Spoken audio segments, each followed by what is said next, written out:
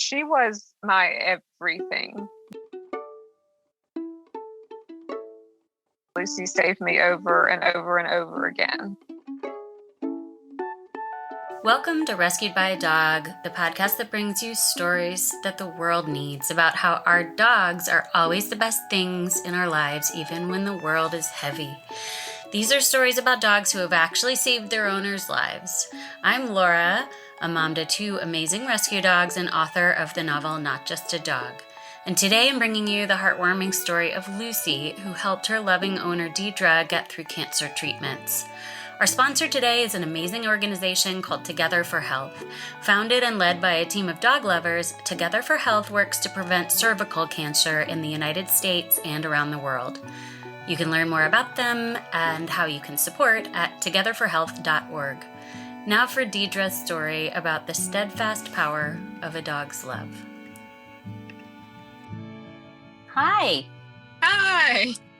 You and I met one time, a long time ago, and I reached out to you because I knew a little bit about your story, and I'm grateful that you are willing to tell it on this podcast. I'm excited about it. It's something that's on my mind a lot. I'm sure it is. Why don't you start by telling me about your dog? Who was your dog, and where did you meet your dog? All right.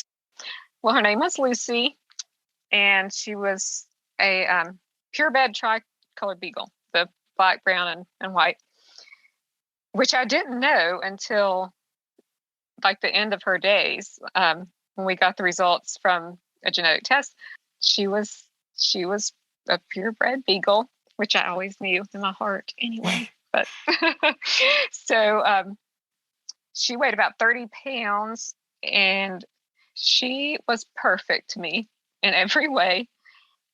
But we encountered some very rude humans throughout her lifetime that pretty much called her fat.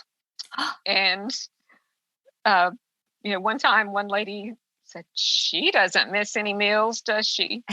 And it's like, she's my child. I don't have human children. So like, you're calling my child fat. Yeah, all the meals. So. And how did you meet Lucy? Okay, so I was, at the time, I was the director for the Young Lawyers Division at the State Bar of Georgia. And so I was in Atlanta. This was 2005. My parents had a little beagle named Fred, and I had just fallen in love with him. And I thought, okay, I'm ready. I never had, my own dog. I had my own hamster. And we had family dogs and cats and all that. Yeah. So there was a little beagle at the Athens Clark County shelter. And, we don't really know a lot of her history, but they say that she was stray and she was, emaciated. She would flinch at anything. So they said, "Well, do you want to come meet her?" And I was like, "Can I just come get her?" And they said, "Well, you need to make sure it's a good fit, personality wise, and she has to be spayed." So so I went up, and oh my goodness, they had these little outdoor, like, I guess fences, but they were cages. So she was in one of them, and they let her out. Oh my goodness, she was the sweetest thing, and she just kind of latched on to me. Oh, like, I did not want to leave her, but the next day I got to pick up Lucy. Nice. And she was very timid, fearful, but she came to me and seemed to trust me. She was just afraid of a lot of people, although she came to love many people throughout her life, like my family. And now she loved other dogs. She wanted to be with other dogs, anybody. And my family have 3 rescues. she had 5 brothers or sisters or cousins or however you want to, we called them her brothers. So, yeah, she had a broken tail. It never healed. It was kind of a crooked little tail. And do you know what that came? Did they have any idea what caused that? No. Okay, so in my head, she was owned by someone that wanted her to be a hunting dog. And she refused because she was not going to kill other animals. And I like that story. That's what I always say is she just refused to be a hunting dog. And so, and she never barked. She was, for a beagle, that's just what they do. They howl. And she didn't do that. She was very quiet and very timid and just the sweetest thing. So I had a hotel room for that weekend, and I went and picked her up. And so she went back to the hotel. She was very drowsy and curled up in a little ball and slept on the bed. I just felt like that night was very much a bonding experience. So, I'm new at all of this. I just didn't know what I was doing. I get a bowl and a collar, all the stuff they tell you to get, but it's different once they're there in front of you. For both of us, it was such a smooth transition that I couldn't have asked for anything better.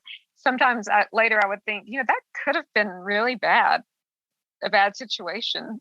A beagle. I didn't know that she didn't howl, which they had told me she was quiet, but I was living in an apartment in Atlanta that howling would not have been acceptable. I was very, very anxious with her. Like, I loved her so much that I was very anxious that something was going to happen, that she was going to get out.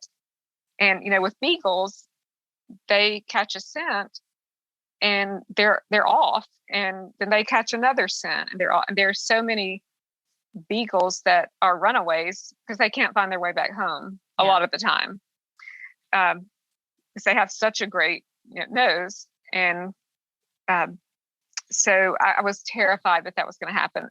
I was out of love, but I also wish that I was a little bit more easygoing. Like, I had to be around her, I had to see what she was doing. And when she went outside. And did she want to be near you too? She did. She was always near me, right beside me.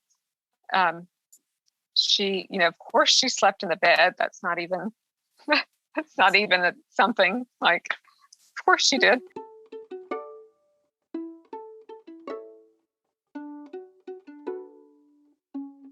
There were like 2 times that I needed to board her. And when I picked her up, she was so mad at me.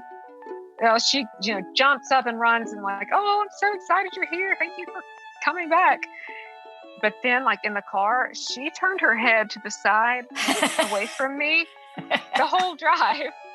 And I was like, she is mad at me. And she did it the other time she was boarded too. And was it like all day? A few hours. And I think she would forget that she was mad. And, I would pet her or something and she would react and then turn her head back around. And just like, I don't blame you, okay? I wouldn't want to, I was in Paris, you were in the cage, sorry.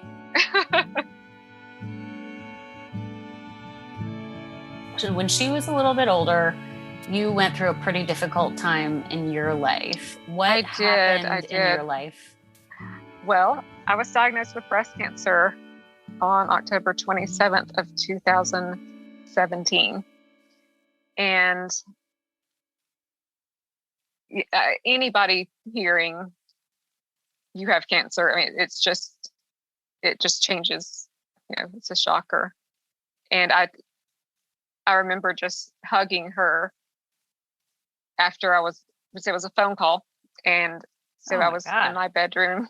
That's what they do now a lot of times. I didn't know they did that over the phone. Oh, yeah. So, I just snuggled her and I didn't cry. I was, I guess, maybe just too in shock. But going through treatment, the type of cancer that I had was It's triple negative, and What does that mean? It's rare and it's aggressive. So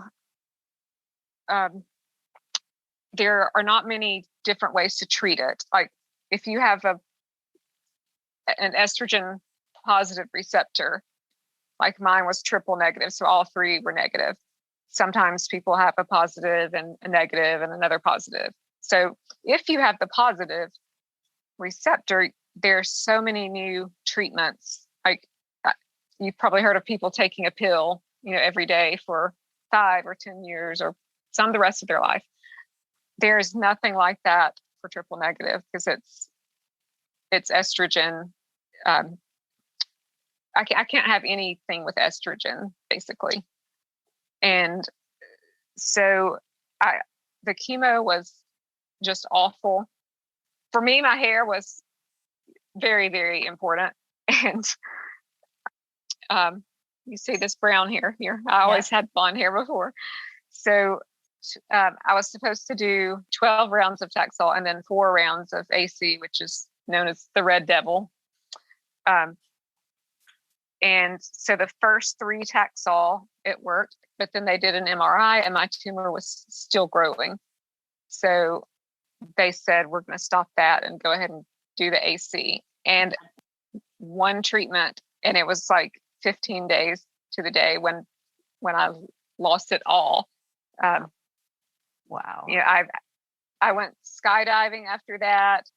I tried to do things that would be uplifting, I guess. But right after skydiving is when it pretty much all fell out. So what was Lucy doing so far? Like, was she aware that you were sick? Okay, so I'm sure she was, because I was sleeping. So I was so tired, and things were just different with me. Like even some cognitive things that I noticed. And I wonder what she thought about me being bald. Like I always had the longest hair, and it's bright. It was a very light color. I didn't have eyebrows or eyelashes, so I looked very sick. She was, and at this time, she's getting sick. Not sick. She's getting. She's just not doing well, and health-wise. Health-wise, yes. And she had a torn ACL that they weren't going to do anything with. I mean, she was 15 at this time, or she was 14, and we had been together now 13 years. Well, 12 years at this point. And so her mobility was extremely affected. It got to where she was sliding around on the wood floors. She would stand up and then like all of her legs, all 4 would just go out. Like it was so sad. So I got these little boots for her, which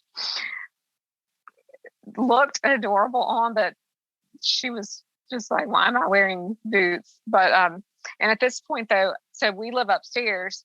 At this point, I'm having to carry her down the stairs. There's 16 stairs, and, every time to go outside. And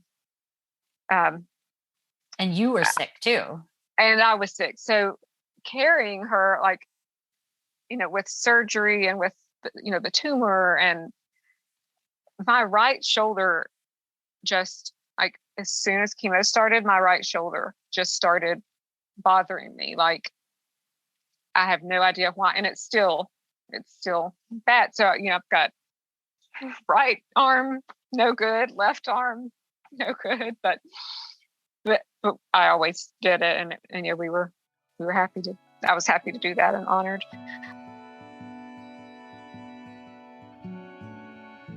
The day that I had surgery, I was going to stay downstairs, and I was in so much pain, and just miserable. And she was very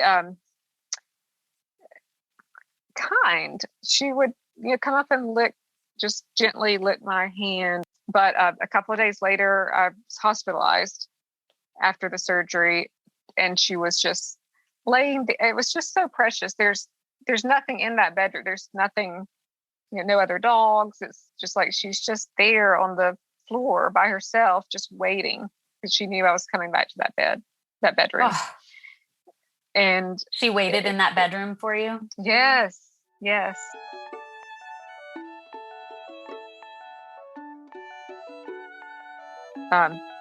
And and being in the hospital, I just longed for her.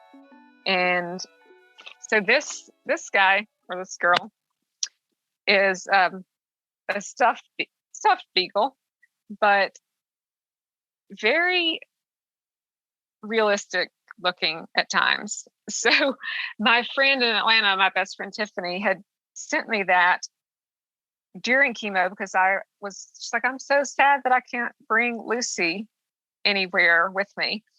So that's a good bestie. She sent that. It was. So I carried it from then on. I always carried it with me. And it brought so much joy to people. Just walking through the hospital, I got stopped by people, and it was just amazing. And that was one thing that was very uplifting to me during that time, is just walking through, and it was like a celebrity, like I was carrying a celebrity, and people made them smile, and they wanted to kind of pet it. So so I did have her, and she stayed. I call her Little Lucy. So when I was in the hospital, she was right there in the bed beside me. I don't understand why there aren't hospitals where you can bring your dogs. I honestly think people would heal quicker. It is. I do think 100%. I do too. And that, that's what, like when I'm in the hospital and I'm missing her and thinking like, what is she doing? Or my parents, taking her out when she needs to go out. And I just think, if I could have just, even for a minute, just hugged her, if they could have brought her up to see me, like how much difference would that have made? Huge difference. So, like chemically, it makes a difference, right? Like there's a scientist out at Duke who did a study that showed that when a dog and their human when they look at each other, they're actually releasing endorphins in their brain. So it's like this happiness feedback loop between a dog and their person. And you needed that. I love that. Yeah. Yes. So what was her reaction then when you got home? She was always so happy to see me, no matter how much pain she was in, or, had trouble walking. She was making it over to me, even if she was almost swimming on the hardwood floor to do it. And precious, just, she would kind of cry when I walked in, just like, I can't believe I've been, I'm so glad you're here. I can't believe you left me. Don't ever do it again. And just very, affectionate, and which, when you have a dog and you work or you go anywhere and you come home, and it shows that excitement and that unconditional love, that's one of the greatest feelings of having a dog, is, when you get back and see them.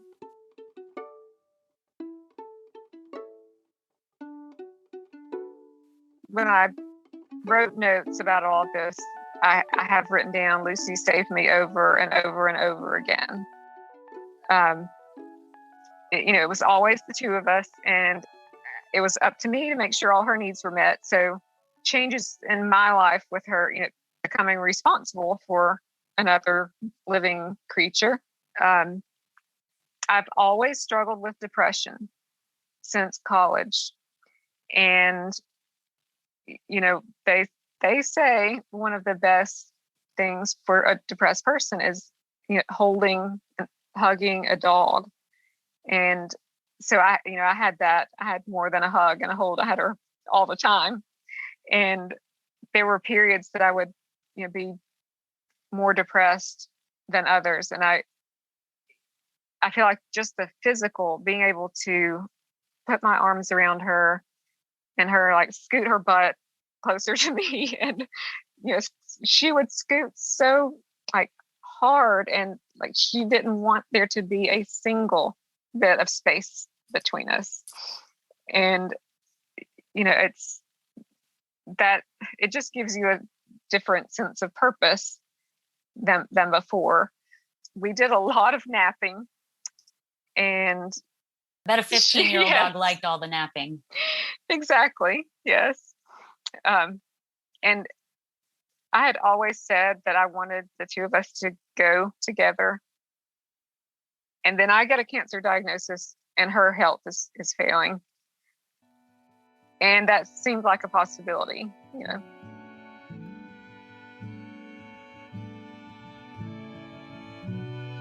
She was my everything. Like, it was intense, and, I didn't want to picture life without her.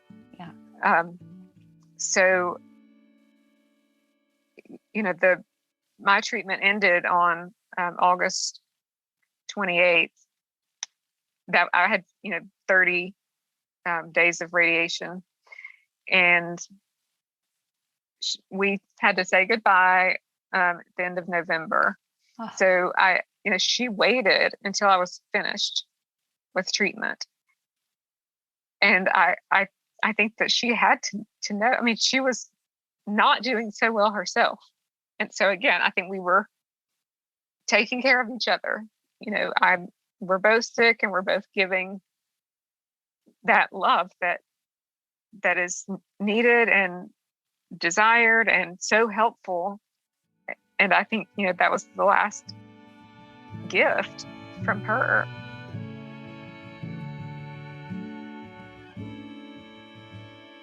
When you were carrying Lucy down the stairs every day to go to the bathroom, you said you were honored to do that, which really also choked me up, because you were in so much pain at the time too. But I was thinking, I feel like our dogs tell us that they are honored to be there for us too. Like, I think she was honored to be the one that was there for you in your hardest time. That probably filled her with meaning, just like her being with you filled you with meaning. Her purpose. Yes. Yeah, exactly. Maybe you've already touched on this, but what is a particularly happy memory that you have with Lucy? So every Christmas Day through New Year's Day, my family and my extended family would rent a cabin or two cabins in the mountains. And they had to get a dog-friendly cabin, because I'm not going if Lucy's not going. So respect.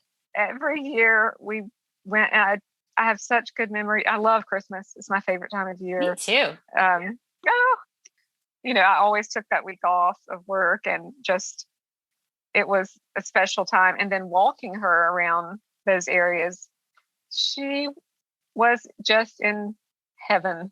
All the different smells, and, all the different wildlife that I'm sure had left there, marched the territory. And just seeing her explore and have fun like that.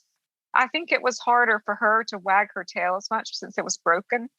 But she would, sometimes it would get to going so fast, you couldn't even see that a tail was there. It was just like this, this motion. And just, of course, she's on the leash. So she is just pulling me, as hard as she can, trying to get to different smells.